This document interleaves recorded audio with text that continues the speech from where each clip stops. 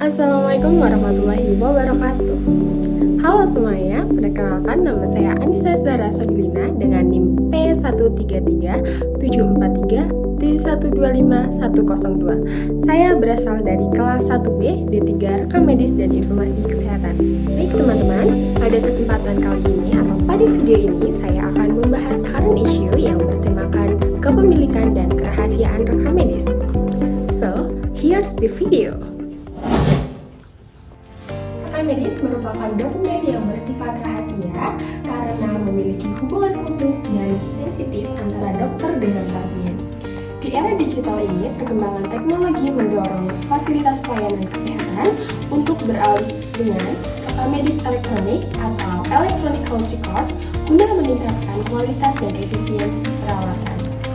Namun, transisi dan pelaksanaan pelepasan informasi medis ini mengalami tantangan yang cukup besar, yaitu terkait dengan jaminan perlindungan data, risiko kebocoran, pemalsuan, serta akses tidak sah yang berpotensi melanggar hak privasi pasien.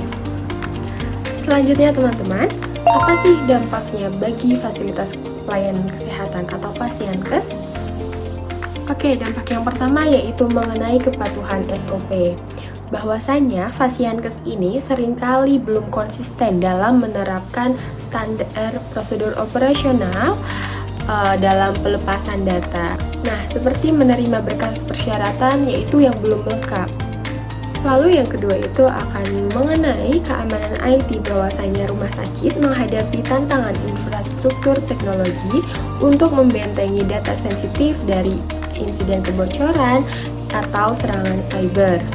Lalu selanjutnya ada inoperabilitas, bahwasanya risiko kegagalan integrasi data antar Fasiankes apabila tidak mengadopsi standar teknologi kesehatan yang sama. Lalu selanjutnya teman-teman, kita akan memasuki poin kedua, yaitu dampak bagi SDM kesehatan. Nah, yang pertama itu ada beban administrasi, bahwasanya petugas rekam medis akan mengalami kendala dalam mengidentifikasi, memverifikasi, dan mengembalikan berkas pasien secara tepat waktu. Jadi, contoh dari kasus tersebut yaitu misalnya penundaan klaim BPJS atau asuransi mengenai dokumen itu tertahan lebih dari 24 jam, teman-teman. Lalu dampak yang kedua yaitu mengenai kebutuhan edukasi, bahwasanya tenaga kesehatan itu dituntut untuk lebih teliti terhadap aspek hukum kerahasiaan agar terhindar dari tuntutan hukum di kemudian hari. Lalu poin ketiga nih teman-teman, jadi kita memasuki poin ketiga yaitu dampak bagi masyarakat atau dampak bagi pasiennya.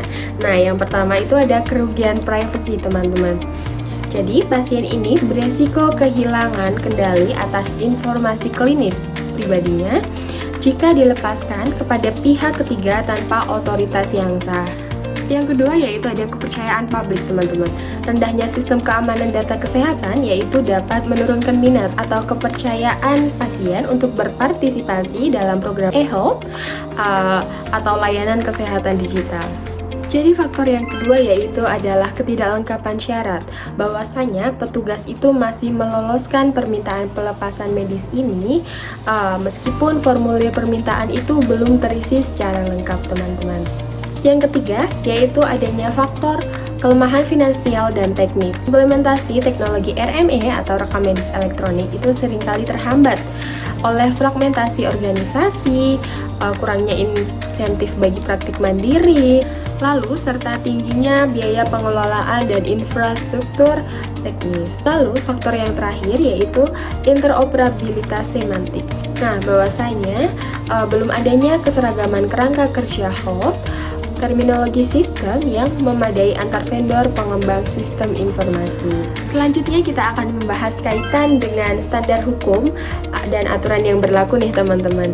Jadi berdasarkan peraturan Menteri Kesehatan atau Permenkes, bahwasanya beberapa Fasiankes itu dinilai belum sepenuhnya mematuhi standar kerahasiaan isi rekam medis yang berlaku atau yang diatur dalam Permenkes nomor 269, lalu berdasarkan sinkronisasi hukum di Indonesia nih teman-teman.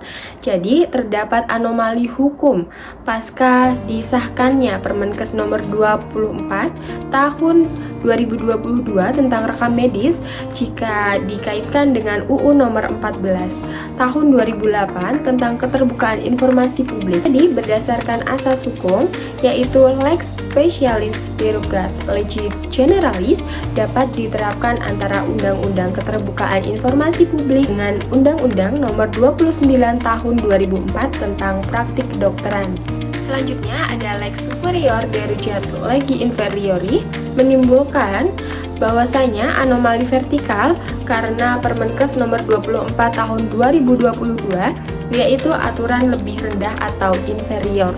Secara praktis itu mengesampingkan Undang-Undang nomor 14 tahun 2008 aturan lebih tinggi atau superior yang menyebabkan ketidaksinkronan hukum dalam interpretasi rekam medis sebagai informasi privat versus informasi publik, teman-teman. Jadi teman-teman, apa sih rekomendasi dalam masalah tersebut? Yaitu yang pertama, penyusunan dan penegasan SOP, teman-teman. Fasiankes ini wajib memiliki SOP yang tegas dan jelas mengenai alur pengembalian berkas rekam medis serta memperketat persyaratan dokumen yang dibawa oleh pasien atau pihak ketiga saat meminta pelepasan informasi medis. Yang kedua yaitu dengan adanya digitalisasi terkomputerisasi, teman-teman. Jadi mengubah pencatatan peminjaman dan pelepasan informasi pihak ketiga dari sistem manual ke sistem terkomputerisasi guna memperkuat aspek security, privacy, confidentiality, dan safety. Jadi itu untuk sebagai alat bukti hukum yang valid, teman-teman. Selanjutnya yang ketiga itu dengan adanya penerapan standar terminologi, teman-teman. Pembuat kebijakan dan vendor harus mengadopsi 4 dimensi, teman-teman. Jadi 4 dimensi kerangka kerja terminologi kesehatan yaitu TMG, IRT, MES, dan ATS itu demi menjamin kualitas pertukaran data yang aman dan akurat, teman-teman. Selanjutnya rekomendasi yang terakhir adalah sinkronisasi aturan. Nah, perlunya harmonisasi regulasi tingkat nasional agar tidak terjadi tumpang tindih antara hak keterbukaan informasi publik dengan hak privacy medis pasien, teman-teman.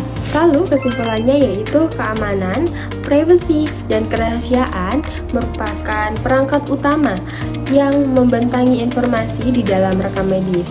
Meskipun penerapan RME itu membawa efisiensi yang besar bagi Fasiankes dan penyedia layanan, pelaksanaannya masih dibayangi oleh ketidakpatuhan prosedur internal, teman-teman. Jadi kendala teknis infrastruktur serta konflik sinkronisasi hukum horizontal dan vertikal di Indonesia. Selanjutnya, penguatan sistem melalui digitalisasi yang aman serta penegasan SOP pelepasan informasi medis yang ketat itu akan menjadi kunci utama dalam melindungi hak-hak hukum pasien. So, mungkin itu aja penjelasan dari aku. Terima kasih. Wassalamualaikum warahmatullahi wabarakatuh.